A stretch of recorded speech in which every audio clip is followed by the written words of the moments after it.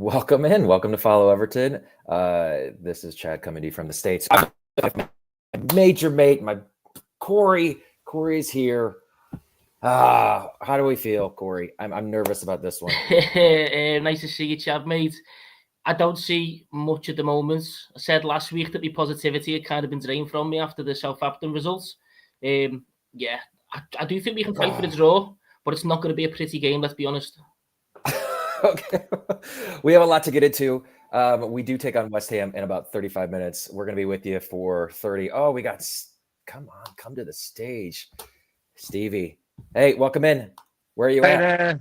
Thank you. How are you doing? We're well. Where are you? Well, as you can see from this crowd, I'm actually down at West Ham and about 5 minutes walk from the ground from here, from Stratford Station area. I've been down here since 9 o'clock this morning, and it's been a little bit cold, very cloudy. Just waiting for the team news to come through. And I saw that Branthwaite was in, which I'm pretty pleased about. What about you guys?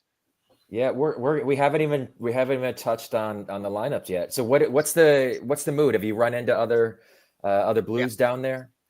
Mostly West Ham fans. Just talking to them, they're saying that if Dyche gets sacked, then you can have Moyes. And they're just saying the grass is not greener. Some of them regretting that Moyes moved on. Obviously, West Ham look like they've gone backwards. So, you've got to be careful what you wish for, and that's something that we need to think about with Dyche as well. Pragmatic manager, kind of likes to dig a hole for himself, as we keep seeing, and see what happens today. I mean, I fancy us to nick a point, but I'm not sure whether I'm confident enough to think that we're going to win here. We did last season. If I keep drinking coffee, maybe I will think that we're going to win. But yeah, the talk on the town really is that West Ham fans are a bit disappointed with what's happening this season for them. They've dropped back, and they think they can get the victory from Everton today. And I'm hoping that our away form allows us to get something from the game. Yeah, I think this is probably said to be what Southampton fans were saying last weekend is this is opportunity for us to get some points on our belt. So West Ham is they're obviously feeling the same way. Have you run into any other Evertonians down there? Yeah, not so many Evertonians though, because it's a long journey, and so a lot of them would have set off probably around the time I was actually down here. So that's the advantage of having a toddler that wakes you up at 6 a.m. But I actually went to see something to do with like an Egypt exhibit here, where you go and you put 4D glasses on, and it's in the Stratford Centre. It was like a 4D reality thing. So I was in there, and I've basically been to the pyramids today, which is quite interesting. But I hope Everton's defence is as solid in its structure as that. It was good to go back 1,000 years, but I feel like could do with going back 70 years in Everton's lineup to see something good. But yeah, I've basically been hiding away, because as soon as I put the hat on, and obviously I've got the shirt, I'm drumming up conversation. So I did take a little bit of a break from all of that. But yeah, the Evertonians are in kind of a mixed mood, really. I think, we've got fans down here that are very hardcore, that you see in and out of every game. And they go in, and by this point, they've had quite a few drinks. So, people get overly cocky and optimistic, thinking we're going to win. But, a lot of it is going to boil down to keeping it tight. Branthwaite's going to be key to that. And I think now that we've seen that he's in the lineup, which I'm sure you'll come on to in a minute, that will give us cause to think that we can keep it a bit more tight in this game. We've been unlucky, It's small things. I was watching Dyche's pre-match conference earlier. I've had so much time, to be honest. But yeah, I was watching his conference, and he was just saying that, you've got to draw a line somewhere with the offside. But I personally, I think there should be a bit more of a tolerance with it. Because last week, we basically lost in that moment. the difference between that and them going up the other end, and obviously we hit the bar as well, but these are all very, very small margins. Yeah, absolutely. So are you going to be heading into the ground soon? Yeah, if that's a way of saying get rid of me. No, it's fine. I'm going to start walking down there now, actually. But yeah, if it cuts out, then you know why.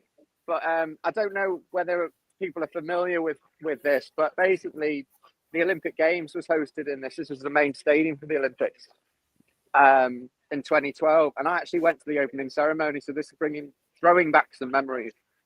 Basel went to the game last year, where Everton nicked, I think, a 1-0 victory from my memory. Yeah. But we've got the orbit here. You'll see this behind. That's like a sort of viewing point, a vantage point that you can see. I mean, I should be bringing my roving microphone, but it's a balance between being lynched and still getting to the game alive. But no, seriously, the West Ham fans are pretty dubious. Some of them kind of quite cocky. Some of them not so much, like wishing me luck and all that. Most of them pretty good spirit. This is not a hostile place. This is not Millwall. But like at all clubs, you do get fans that are a bit more hostile. But generally, it's quite a friendly bunch. I've been chatting to a couple while I was getting my coffee, and we were talking about 3 o'clock kickoffs. And it's, for me, it's frustrating. They were talking about streaming and kickoffs, and I was just basically saying that I think they should scrap the whole idea of this curfew where you can't show 3 o'clock kickoffs in the UK. And if they did, they'd generate more money. But yeah, that was an interesting topic. So, I mean, you don't see that many 3 o'clock kickoffs, but think about how many people are not getting to watch the game that could be watching the game. Yeah, the rules and the rules that you all have to deal with in the UK, I don't quite understand that. We have the luxury in the States of being able to watch every match. This is pretty cool that we're able to have a live correspondent here at the game today. Let's go over the lineups. And so it looks like I'll stay here for now. Yeah, it looks like the only change from last time out is Jared Branthwaite coming in for Michael Keane.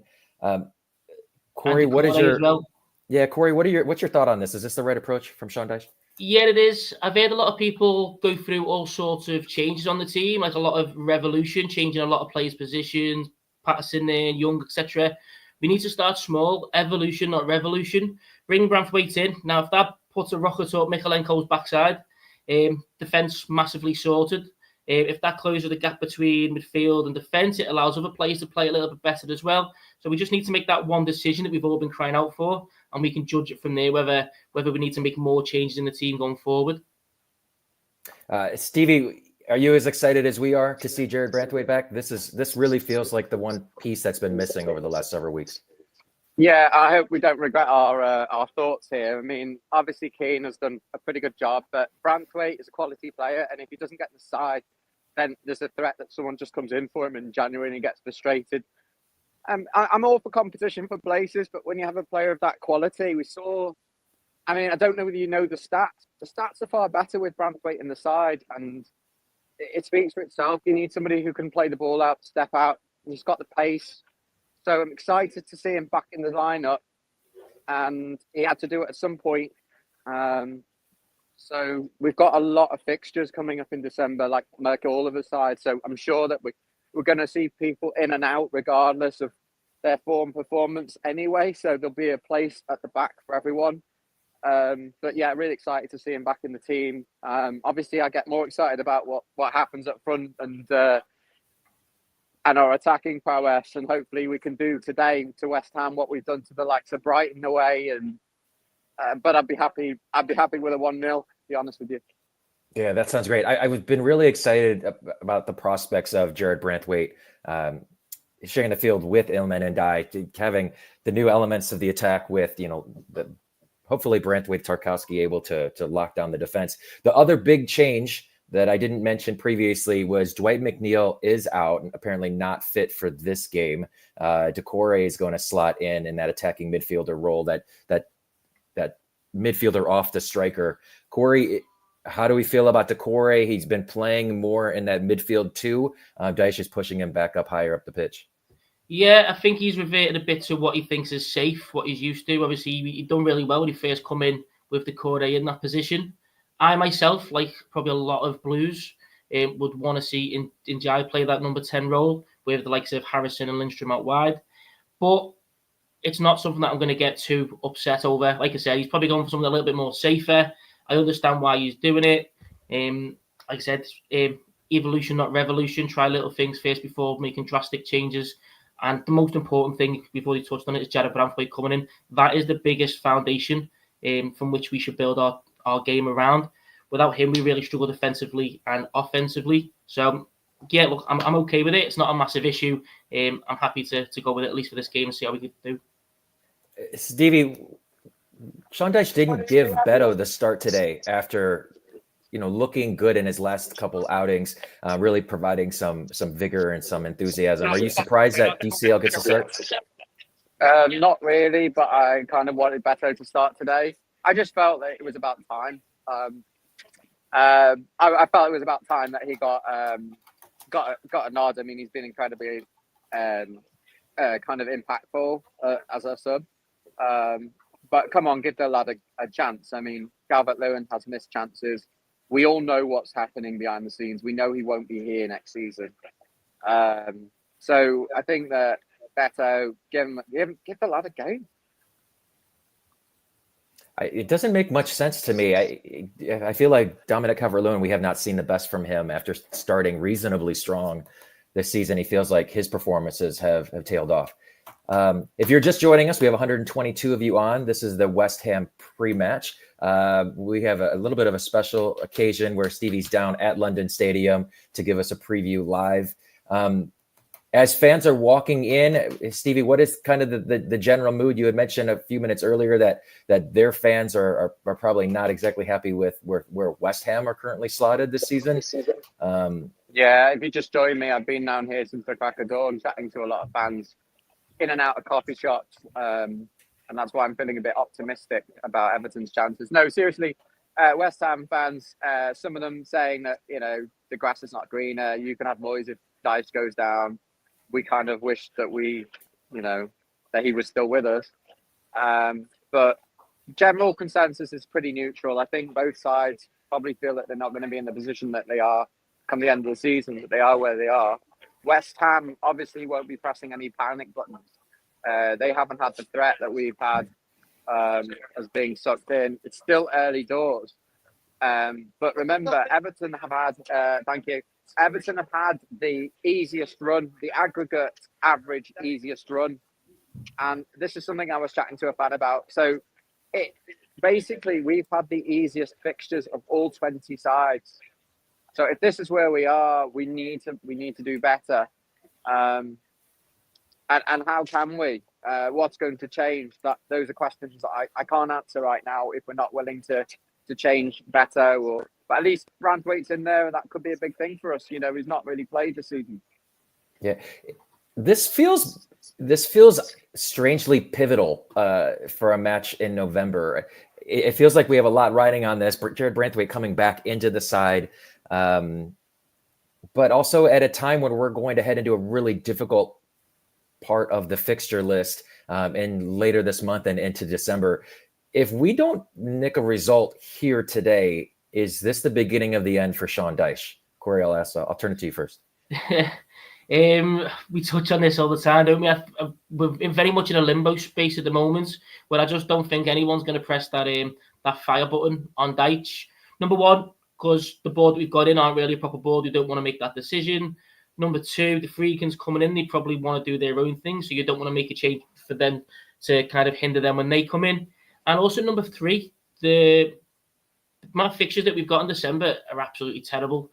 We're not likely to win many games. And most managers, if they come in, they're going to want a favourable run of games. No manager wants to come into playing City, Liverpool, United, everyone, when you're really trying to get a game started, trying to gain some momentum as a manager. So I can't see a manager taking it, at least not someone who should have the pedigree to take us forward or more pedigree than Sean Dyche. And number two, because the timings just don't work on it, which is just one of the the issues, I guess, with where we are in the kind of the limbo of the changeover. Yeah, I wonder if, the freaking group, this move might be solidified in December. This is Sean Dyche's potentially last, bit of runway to be able to probably buy himself some more time with this club. Stevie, if we don't get a result today, is this is Sean Dyche kind of walking himself off the plank a little bit? I think we may have lost him. That famous football ground internet. Yeah. Well, let's pull them down. And, Corey, let's talk about that a little bit, because I think it would be almost a near miracle if Sean Dyche was coaching this side next year in Bramley Moore. My only question is like, does he make it throughout the rest of the season, especially once the freaking group comes in? I think we know that there's not going to be a move made until that move, the new ownership is announced, and we get a potentially new CEO, maybe a new director of football, a new board. I would imagine those will be the steps that will be taken first prior to any kind of coaching change. But this is really it for Sean Dyche. He needs to start putting results up on the board now, or he's going to spell his own fate. Yeah, time's run out. Up until recently, I was fairly confident that even when the Freakins came in, they'd probably wait till the summer and do the great reset at that point. But with the results we've had more and more, his stubbornness in terms of playing Jared Branthwaite and other players not coming in at the team, it really does feel like his days are even more numbered now. Any little slip up and fans are going to be baying for blood, understandably. Like, I respect everyone's opinion in regards to that. So I'll be overjoyed if we get someone in January, but they have to be someone who's a long-term project. Yeah. Oh, we lost Stevie. Stevie's not going to be joining. Let's see if Stevie can get us back, get back with us when he's in the ground. I think this is what worries me, though, about this weird holding pattern that Everton are in right now. Is we currently sit 16th in the table. We're on 9 points. Crystal Palace at 7, right beyond us. Ipswich Town in the relegation zone at 5. We are far from safe. And as I mentioned, we have a really tough fixtures list coming up. Corey, am I right to be concerned that if we don't get a result from this game, this might be one of our last chances to get 3 points in the near future? Yeah, it might not be the point to crack each other's head open and feast on the goo inside, but it is starting to get squeaky bum time. We've still got games against Brentford, which we could get a result in. The Derby, although we don't like it, is a game we can always potentially get a result in as well. United, look, we don't know where they're at, so there are possibilities for us to get points. And this time last year, we were getting points against bigger teams. Obviously, the Newcastle, Chelsea results, etc., we're doing quite well in. But it is, look, I myself am concerned. I am worried that there's fear that come the end of it, we could be rock bottom of the Premier League at that point. And I don't think we've been that low at such a late stage in the season, if you know what I mean. It's not just in terms of the position, but in terms of fan morale. Yeah. I was sensing a lot of it. We're going to get to some of the comments in a second. I was sensing a lot of optimism, I think, in the comments. A lot of people thinking we were at least going to be able to get a point out of this one today. This is really what I've been looking for, is a side that had Jared Branthwaite in the back, had Illuminati up front, making our attack a little bit more dangerous. He's going to be flanked by Jesper Lindstrom on the other side, Decore and Calvert-Lewin up front. Corey, is there going to be enough goals in this side today? Is there even going to be a goal in this side today? I actually feel like the defense is going to be able to do a job today, especially with Mohamed Kudus still out for West Ham. But do we have a goal in this side today? Yes, I think there is a goal in us. I don't think there's much more than a goal. And Jai, certainly, if there's a lot more freedom from the likes of Jared Brentford playing in and us stepping up a little bit more, there's more chance for us to not be on the back foot, for us to maybe take the game to West Ham, be a bit more confident. And then that's where a lot of our goals are going to start coming from. The fact that we've been playing so deep has gave the onus to the opposition, and that has made us look terrible to watch, not likely we're going to score apart from individual brilliance. So yeah, look, it all starts at the back, and I know we're kind of putting a lot on Branthwaite's head, but there's a lot more positivity in terms of shape and impetus going forward. oh, we're not going to see 3 goals, I doubt it. I certainly can see us scoring 1, maybe 2. So not a lot of goals, but there's something there that we can do. I understand there's some optimism. JB's back. Maybe the prodigal son returns and does something biblical for us. Oh, that would be amazing. I'm curious to see what the attack is going to look like today. I'm certain that Everton are not going to win the possession battle today. I would imagine what we'll have probably in the range of 30 to 40% possession for this one. But with the switch of Dwight McNeil coming centrally, and I know he's not there today, but that and Jack Harrison being on the bench, that has taken away some outside players that do like to get crosses into the box. We've not seen Iliman Ndiaye getting crosses into the box as frequently as Dwight McNeil does when he's on the left. We have not seen that out of Jesper Lindstrom on the right side. Are you a little concerned that maybe we have taken away an element to a way that Sean Dyche likes to play here with some of the kind of the side that he's throwing out, the decisions he's made in the squad? Not particularly, because if you look at the way we've played recently, not compared to how we have done historically under Dyche, we've not put nowhere near as many crosses in as we have done previously. His fullbacks aren't going to bomb forward as much, although that, again, may be a bit more likely to happen on the left-hand side. Branthwaite can drop wide and cover that. It might push Mykolenko forward. But I think if that does happen as well, I think we're more inclined to seeing Ndiaye get on the ball and come central a little bit. When Decore plays, especially when he plays that more advanced role, he likes to break free with the ball, and he likes to drift wide as well with the ball, but he can isolate the play and use his physicality, because God knows he's not going to be ballerina tapping round players in the midfield. So what that may do is then create that little bit of space in the centre where Ndiaye can come in, and hopefully we can see him at his best. Oh, I hope so. Let's update you here. We have about 150 of you on. Thank you so much for joining us for our West Ham pre-match. We had Stevie live from the ground down in London, giving us an idea of what the current vibe is amongst West Ham fans. He hasn't seen as many Evertonians there. We also have Aussie Chris holding down the chat room. Chris, I don't know where you are right now. I know you're in transit, but if you can jump on for a couple minutes, give us your prediction. Please do that. We'd love to see you. Let me see your predictions here in the chat. Emma, I know you're out there. I think Peter is off at an interview today. So some of our regulars, please, love to hear your predictions of where we're at today. Chris is in Hong Kong. Chris, if you're able to, see if you can jump on for a couple minutes, give us your score prediction. Corey, we're gonna be on here for maybe another 9 or 10 minutes until we get really close to kickoff. Where is your prediction then for this game? You had mentioned when you first joined that you thought we could get a point here. Do you think that's going to be the final result? Yeah, look, I can see it a 0-0 or a 1-0. I don't see a very positive game. I think Bowen is also carrying a knock as well. I believe there was rumours he might be a doubt for this game. So I can see their attack being a little bit more limp than usual.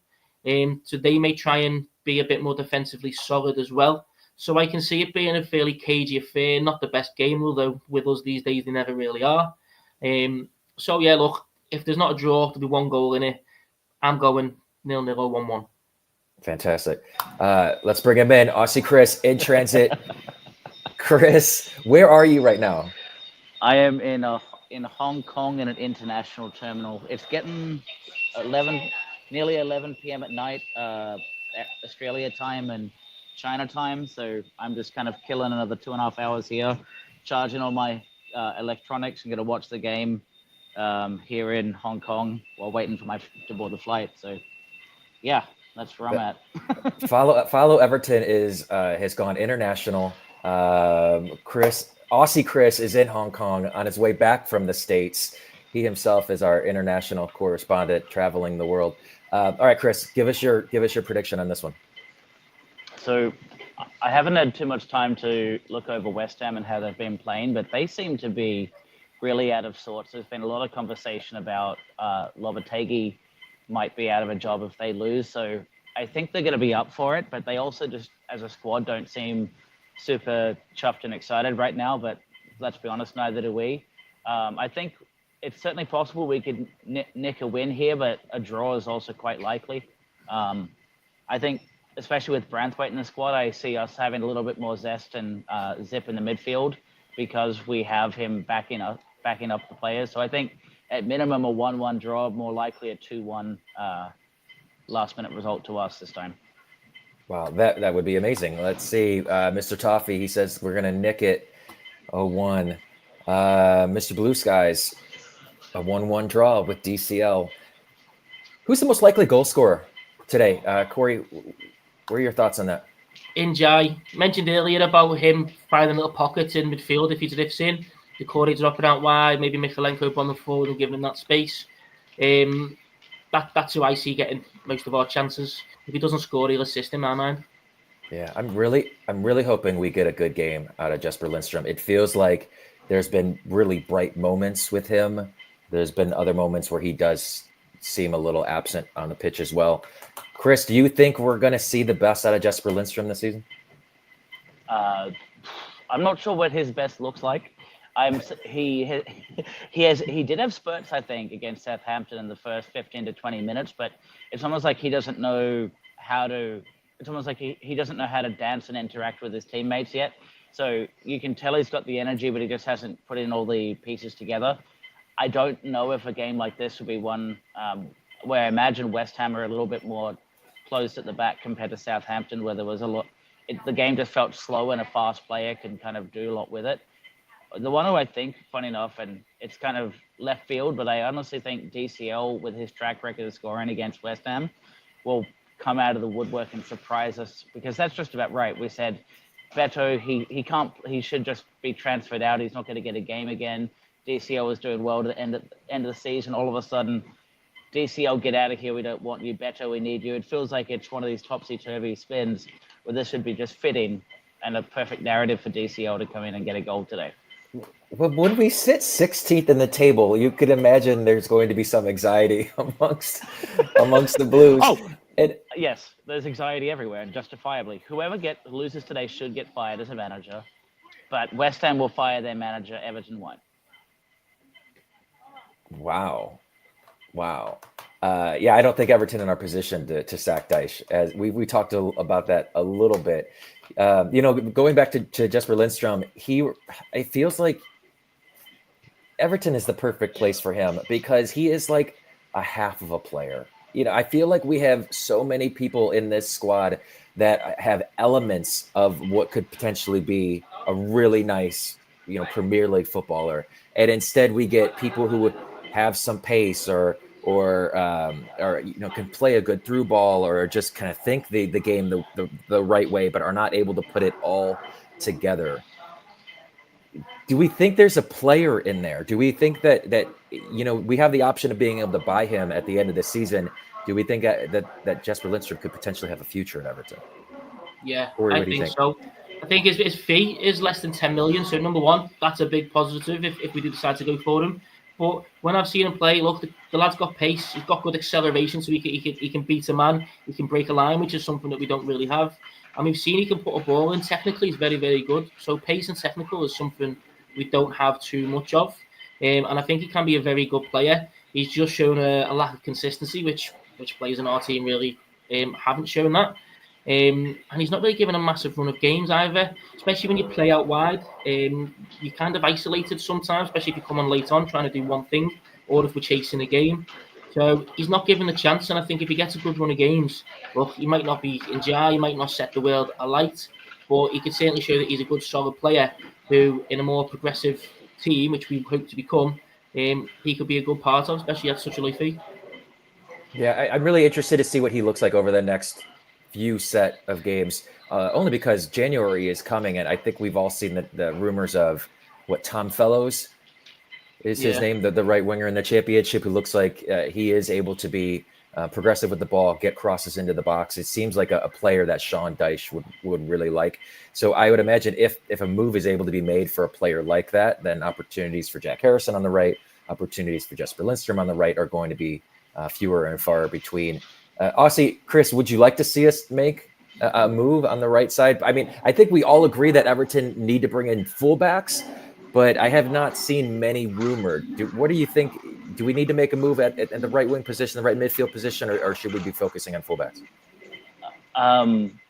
At the moment, I'm wondering, other than being if we brought in, Lionel Messi is the wrong example, but we saw Kylian Mbappe, one of the highest rated players in the world come to Real Madrid and they're not putting it together with excellent wingers. So is it a matter of bringing the right player in, and does Dyche's setup allow for creative goal scoring opportunities for the right players? I think Jesper Lindstrom isn't the player that Dyche wants out of him, but it's almost like what kind of player will actually exceed under Dyche? Like take on the entire squad, but be incredibly defensive, help your experienced but slower foot fullbacks. So I think what you'd really want to do is say, we're trying to look for players of the future. I've found Njai really exciting to watch, and if I was to get a new shirt with a number on the back, it would be Njai right now. I think Jesper Lindstrom as well is someone that you can see trying to do new things and doesn't seem to have an ego on the pitch, wants to impress, and is really enthusiastic about getting minutes. So these are the kind of players you want in a squad and will follow a good lead, a good mentor, manager, and tactical setup. So I think it's a matter of if we get a new manager in and they get along with, basically if they think that he would be a good fit, sure. But I also think if we're trying to progress forward, Jack Harrison can't stay next season. I can't imagine Jack Harrison being back. All right, we're 5 minutes to kick off. Thank you for joining us. Follow Everton, the pre-match between Everton and West Ham. Make sure you do join us for post-match reaction. Corey, I believe you're on this one, right? I am, yes. I'll be on it full time, giving my views on what is hopefully a hard-fought victory against the Hammers and the sacking of Lopetegui. So come back and join us for that one. Basil will be on with Corey, hopefully joined by Stevie coming out of an Everton win at London Stadium. Fellas, I'm gonna go on the other side of this one, and I'm gonna predict a 2-0 loss. Unfortunately, okay. I think this is the beginning of the end for Sean Dyche, and I think if he doesn't start putting some results together, he's going to be gone in January. Let's hope I'm wrong about that one. Chris, any final thoughts on this one? Dyche is really good at bucking any expectation and trend, and that's why it's so hard to say that it's the beginning of the end, but I'm not pleased either. Yeah. Corey, what about you? Any final thoughts? No, boring game, but just make sure you join me afterwards. I'm sure there'll still be a lot to talk about. Absolutely, you heard it right there. Join hope Corey. Stevie does well, huh? Hopefully no firms get a hold of him while he's out at West Ham. Yep. All right, join Corey at full time with Stevie coming to you live from London Stadium, and we'll break it all down for you. Hey, thanks for joining us, and we'll see you again soon up the top. Up the top is.